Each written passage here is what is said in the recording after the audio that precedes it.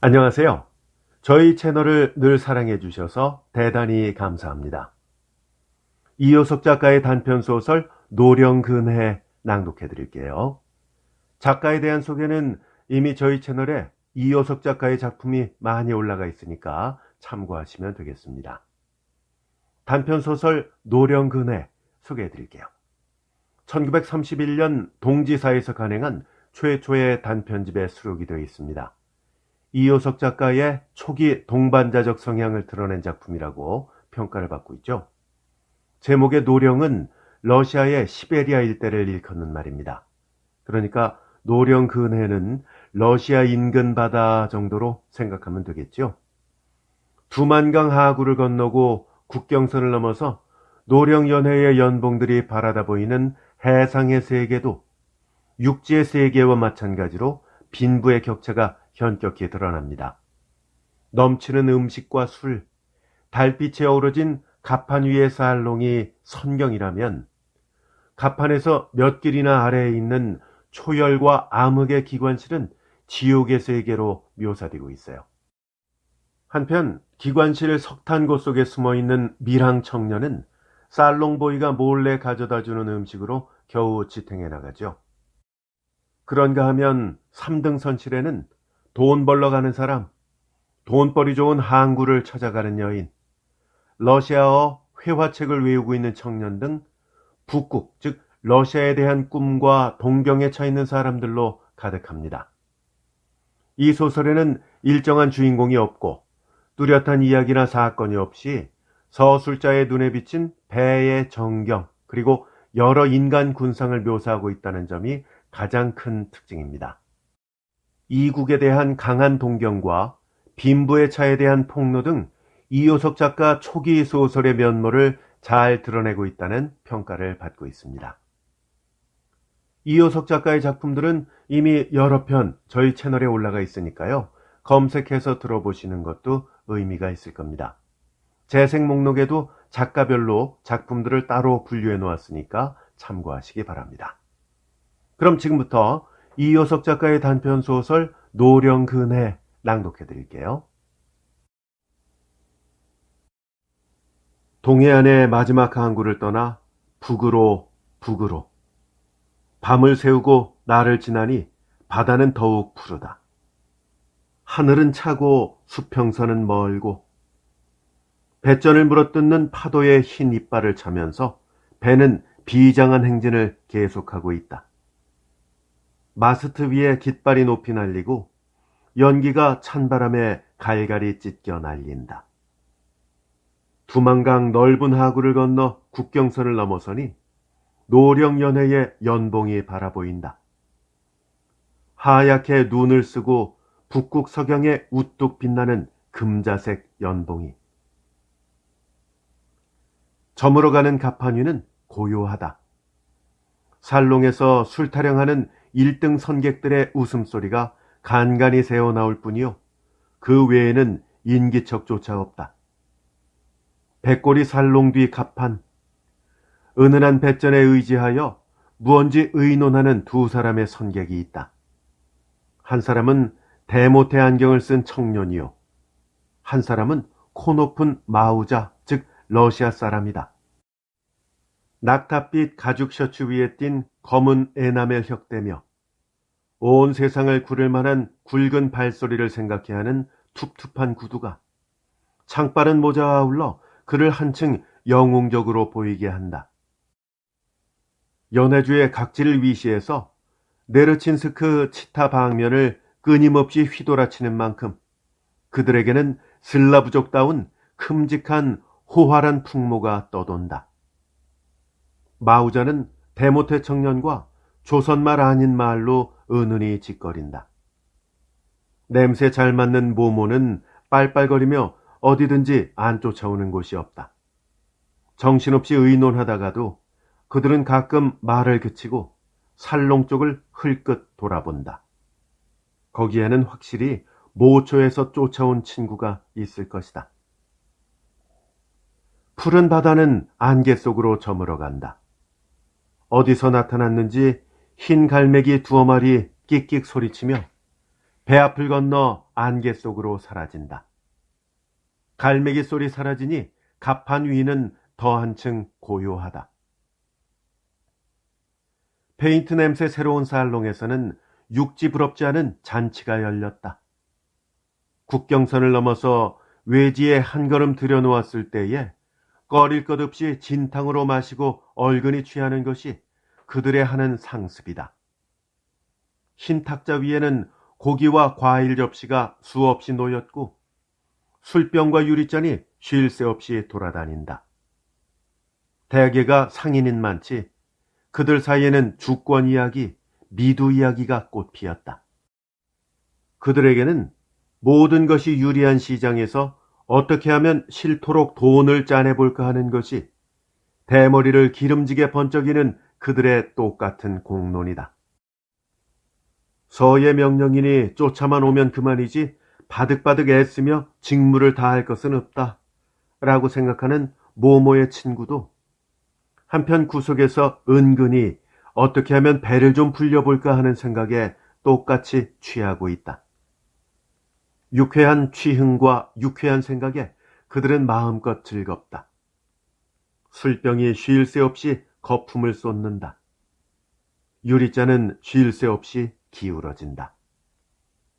흰옷 입은 뽀이가 쉴 새 없이 휘돌아친다. 놈들 도야지같이 처먹기도 한다. 취사장에서 요리 접시를 나르던 뽀이는 이렇게 중얼거리면서 윈치 옆을 돌아올 때 남몰래 요리 접시 두엇을 감쪽같이 빼서 윈치 뒤에 감춰두었다. 놈들의 양을 줄여서 나의 동물을 살려야겠다.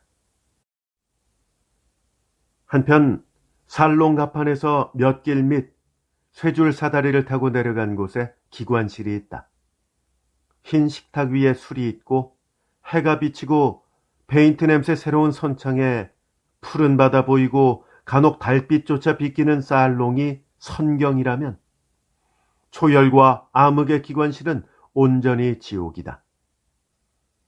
육지의 이 그릇된 대조를 바다 위의 이 작은 집합 안에서도 역시 똑같이 노골적으로 드러내놓고 있다.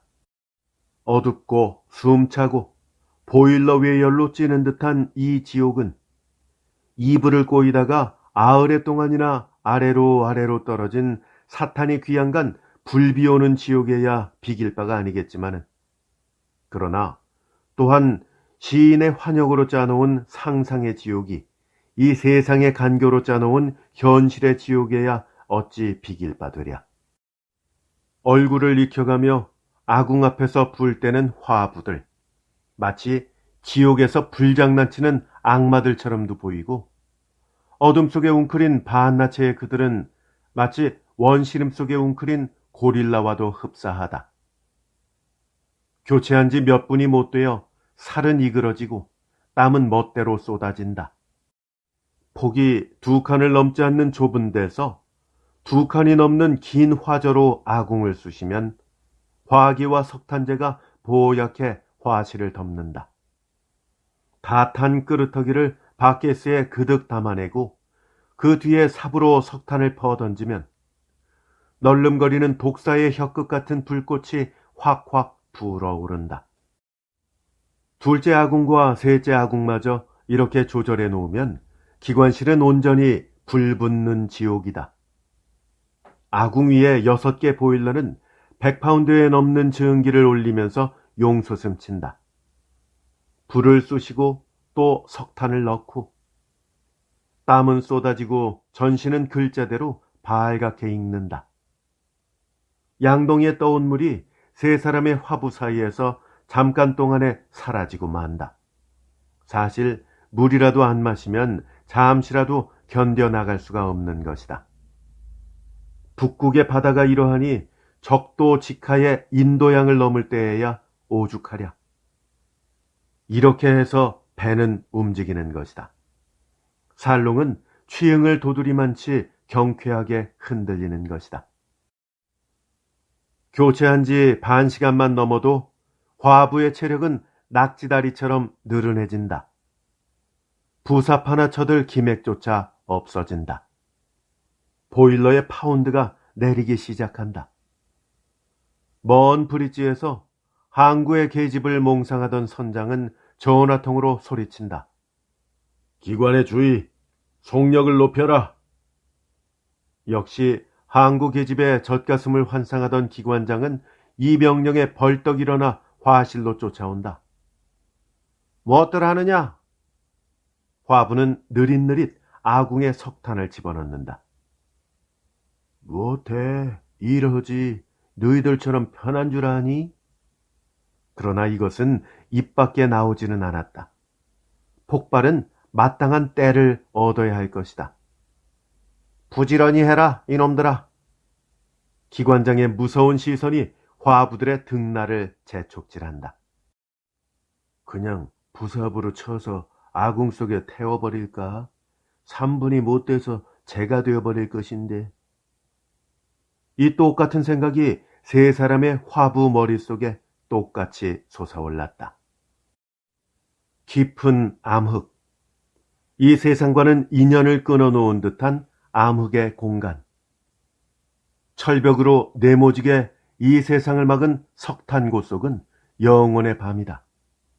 간단 없는 동요 기관 소리가 어렴풋이 흘러올 따름. 이 죽음 속에 확실히 허부적거리는 동체가 있다. 허부적거릴 때마다 석탄덩이가 와르르 흩어진다.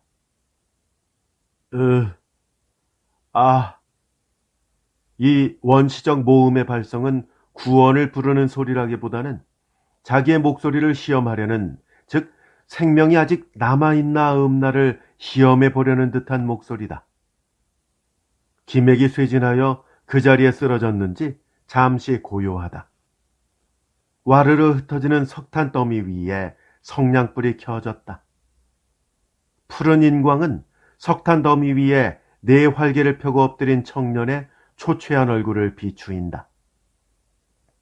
허벅숭이 밑에 그스른 얼굴은 푸른 빛을 받아 처참하고 저 혼자 살아있는 듯한 말똥한 눈동자에는 찬바람이 휙휙 돈다.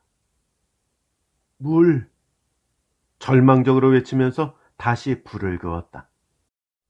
불빛에 조각조각 부서진 빵 조각과 물병이 보인다. 흔드는 물병 속에는 한 방울의 물도 없다. 물병을 던지고 청년은 허둥지둥 일어나서 또 외친다. 물! 물! 어둠 속에서 미친놈처럼 그는 싸움의 대상도 없이 혼자 날뛴다. 아니, 싸움의 대상이 없는 것은 아니다. 모모가 없는 것이 아니니까. 그러나 눈앞에 보이는 것은 어둠뿐이요 기갈뿐이다. 석탄덩이가 어둠 속에서 날린다. 두 주먹으로 철벽을 두드리는 소리가 난다. 그러나 세상과 담쌓은 이 암흑의 공간에서 아무리 들볶아친다 해도 그것은 결국 이 버림받은 공간에서의 헛된 노력에 지나지 못할 것이다. 독에 빠진 쥐의 필사적 노력이 독 밖의 세상과는 아무 인연을 가지지 못한 것 같이 말이다. 물! 물! 그는 몸을 철벽에 부딪히면서 마지막 힘을 내었다. 이때 급한 걸음으로 쇠줄 사다리를 타고 내려오는 발자취가 있다. 발자취 소리는 석탄고 앞에서 그쳤다. 회중 저온등의 광선이 달덩이 같은 윤곽을 석탄고 문 위에 어지럽게 던진다. 광선은 칠벗은 검붉은 페인트 위에 한 점을 노리더니 그곳이 마침 열쇠로 열렸다. 찬바람이 얼굴을 스치고 어둠이 앞을 협박한다. 회중 전등의 광선이 석탄고 속을 어지럽게 비추더니 나중에 한가운데 쓰러져 있는 처참한 청년의 얼굴 위에 머물렀다. 물! 물! 두 팔을 내밀면서 그는 부르짖는다.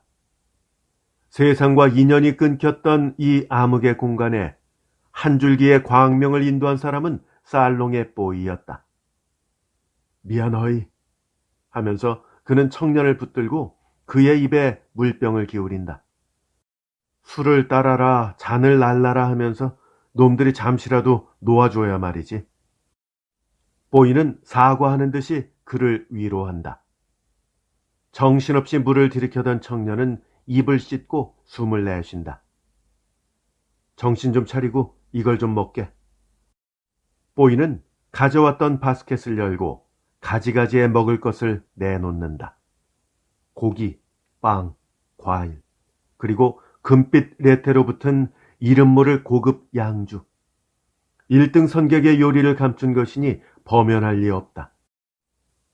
그들의 한 끼 식사량이면 우리들은 10끼를 먹을 수 있을 걸세. 고마운 권고에 청년은 신선한 식욕으로 빵 조각을 뜯으면서 동무에게 묻는다. 대관절 몇 일이나 남았나? 눈 꾹 감고 하루만 더 참게. 또 하루?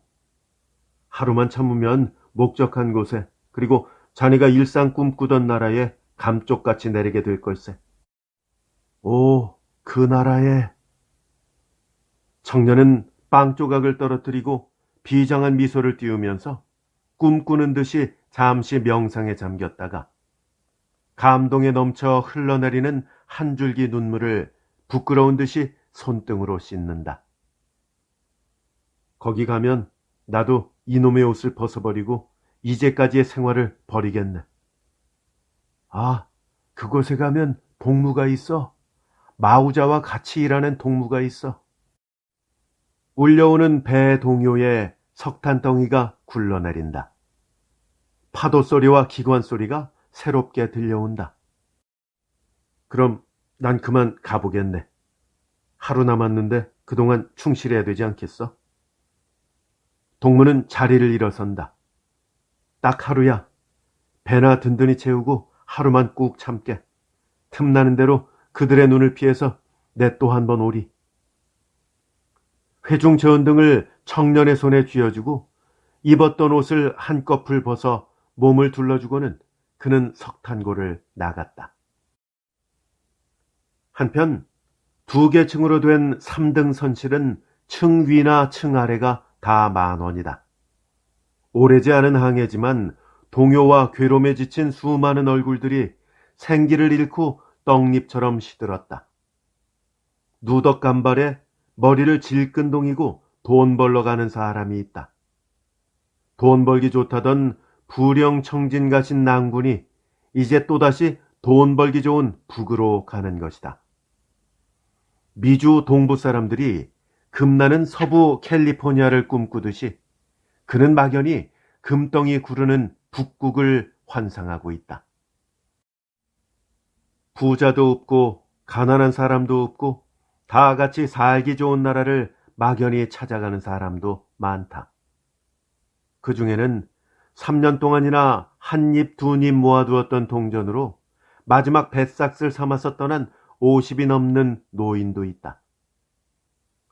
서울로 공부 간다고 집 떠난 지 13해 만에 아라사, 즉 러시아에 가서 객사한 아들의 뼈를 추리러 가는 불쌍한 어머니도 있다. 색달리 옷을 입고 분바른 젊은 여자는 역시 돈 벌기 좋은 항구를 찾아가는 항구의 여자다. 돈 많은 마우자는 빛깔 다른 조선 계집을 유달리 좋아한다니 그런 나그네는 하룻밤에 둘만 겪어도 한 달 먹을 것은 넉넉히 생긴다는 돈 많은 항구를 찾아가는 여자다. 이 여러 계층의 사람 숲에 섞여서 입으로 무엇인지 중얼중얼 외는 청년이 있다. 품에 지닌 만국지도 한 권과 손에 든 러시아어 회화책 한 권이 그의 전 재산이다.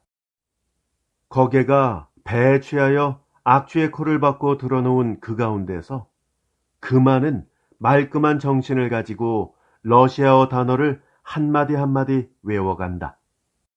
가난한 노동자 베드니 라보취, 역사 이스토리아, 전쟁 보이나. 책을 덮고 눈을 감고 다시 한마디 한마디 속으로 외워본다. 깃발 지나며 아름다운 내일 크라시브이 자부트라. 창구멍처럼 뻥 뚫린 선창에는 파도가 출렁출렁 들이친다. 흐린 유리창 밖으로 안개 깊은 수평선을 바라보는 젊은 여자. 그녀에게는 며칠 전 항구를 떠날 때의 생각이 가슴속에 떠오른다. 윈치가 덜컥덜컥 닷감는 소리 항구 안에 요란히 울렸다. 닻이 감기자 출범의 기적소리 두하고 길게 울리며 배가 고요히 움직이기 시작하니까 부두와 갑판에서 보내고 가는 사람은 손 흔들며 소리 지르며 수건을 날렸다. 어머니도 오빠도 이웃사람도 자기를 보내는 사람은 아무도 없었지만 배와 부두의 거리가 멀어지자 그녀에게는 눈물이 푹 솟았다. 어쩐지 다시 돌아오지 못할 길을 마지막으로 떠나는 것 같아서 배가 항구를 벗어나 산모롱이를 도울 때까지 정든 산천을 돌아보며 그녀는 눈물 지었다. 또 눈물 지었다.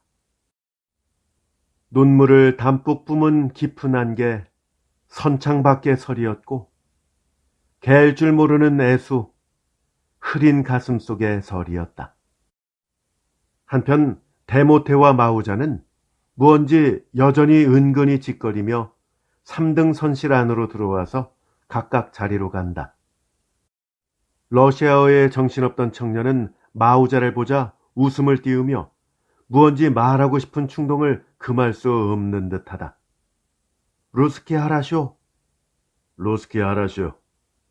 능치 못한 말로 되고 말고 그는 이렇게 호의를 표한다. 마우자 역시 반가운 듯이 웃음을 띄우며 그에게로 손을 내민다. 밤은 깊었다. 바다도 깊고 하늘도 깊고 깊은 하늘 먼 한편에 별 하나 반짝반짝. 연해의 하늘에 굽이친 연봉도 깊은 잠 속에 그의 윤곽을 감추었다. 높은 마스트 위에 붉은 불 푸른 불이 잠자는 밤에 아련한 숨소리같이 빛날 뿐이요. 갑판 위는 고요하다. 고요한 갑판 난간에 의지하여 얕은 목소리로 수근거리는 두 개의 그림자가 있으니 데모테와 마우자이다. 인기척 없고 발자취 소리도 끊어진 갑판 위에서 그래도 그들은 가끔 뒤를 둘러보며 무언지 은근히 의논한다. 뱃전을 고요히 스치는 파도 소리가 때때로 그들의 회화를 끊을 뿐이다. 노령근해 낭독해드렸습니다. 재밌게 잘 들으셨는지요? 작품 중에 밀항하는 청년의 이야기가 나오죠. 밀항하니까 떠오르는 작품이 있는데요. 백신의 작가의 수필 나의 시베리아 방랑기라는 작품입니다.